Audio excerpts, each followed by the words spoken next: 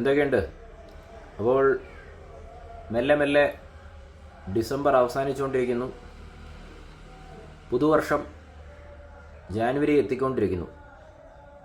അപ്പോൾ ഇനി കുറച്ച് ആഴ്ചകൾ കൂടിയുണ്ട് മഹാ അങ്കത്തിന്. Makhachev versus Arman and Merab versus Umar.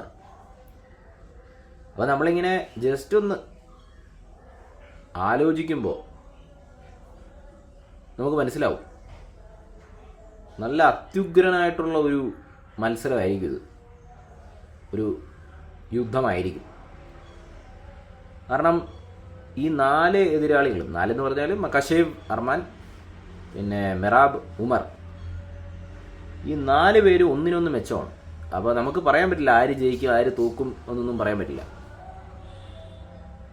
ഇപ്പം മക്കാശേവിൻ്റെ ക്യാമ്പ് സജ്ജമാണ്. സജ്ജം എന്ന് പറഞ്ഞാൽ എന്താ, തയ്യാറാണ് ഫുൾ.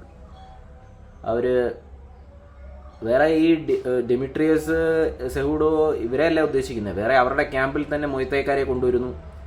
പിന്നെ ഒളിമ്പിക് സിൽവർ മെഡലിസ്റ്റായിട്ട് റെസ്ലറിനെ കൊണ്ടുവരുന്നു. പിന്നെ ഹബീബുണ്ട്, അവർ ട്രെയിൻ ചെയ്യുന്നു. അങ്ങനെ പക്ക പ്രിപ്പയർഡാണ്. ഇതേപോലെ തന്നെ ഉമറും അതേ ക്യാമ്പിൽ തന്നെ ട്രെയിൻ ചെയ്യുന്നു.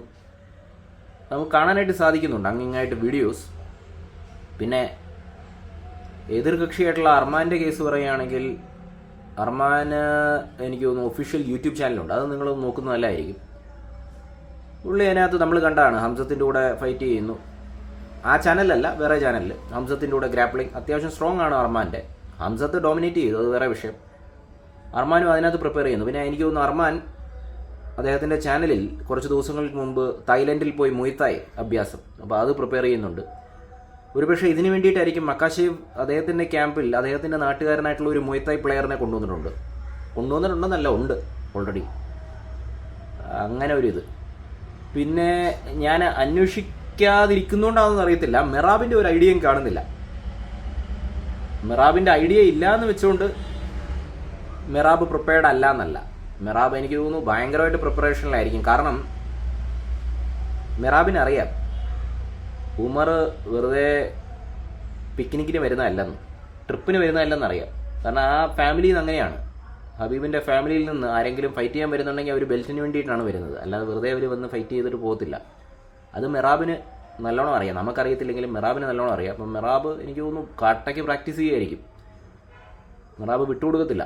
കാരണം നമ്മൾ അദ്ദേഹത്തിൻ്റെ പ്രിപ്പറേഷനൊക്കെ ഷോണോമേലി ഫൈറ്റിൽ കണ്ടതാണ്. കട്ടയ്ക്ക് പ്രാക്ടീസ് തുടങ്ങിയിട്ടുണ്ടാവും, ഇപ്പം പാതി വഴിയിൽ എത്തിയിട്ടുണ്ടാവും.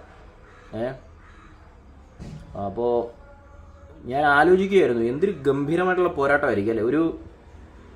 ഞാൻ നോക്കിയിട്ട് 2 കളികൾ, മെയിൻ ഇവൻ്റ് ആണെങ്കിലും കോമെയിൻ ഇവൻ്റ് ആണെങ്കിലും ഒരു ചെസ്സ് കളി പോലെ ആയിരിക്കും. ചെസ്സ് കളിക്കത്തില്ല നമ്മൾ, ഒരു നീക്കം അങ്ങോട്ട് ഒരു നീക്കം അങ്ങോട്ട്, അതുപോലെ ആയിരിക്കും. എന്നാൽ ചെസ്സ് കളിയിൽ ബുദ്ധി മാത്രമാണ്, ഇതിനകത്ത് കരുത്തിൻ്റെയും, ഇപ്പോൾ ബുദ്ധിയുടെയും കരുത്തിൻ്റെ ഒരു ഒരു ഒരു പ്രകടനം. എനിക്ക് തോന്നുന്നു നമ്മളെല്ലാവരും തന്നെ ഈ സ്കൂളിലും കോളേജിലൊക്കെ പഠിക്കുമ്പോൾ നമ്മൾ notebook കൊണ്ടിരിക്കുമല്ലോ.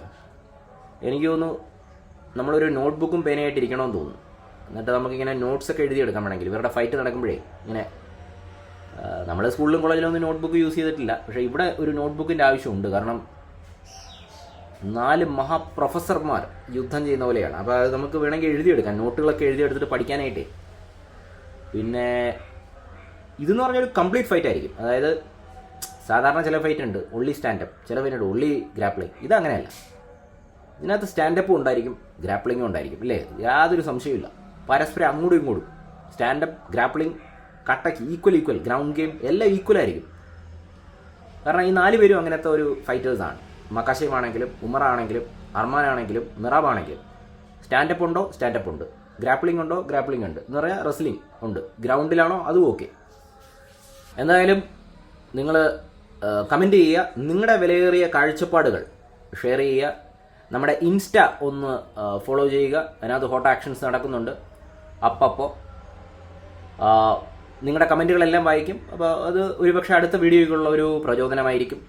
Okay, so God bless. വീണ്ടും കാണാം.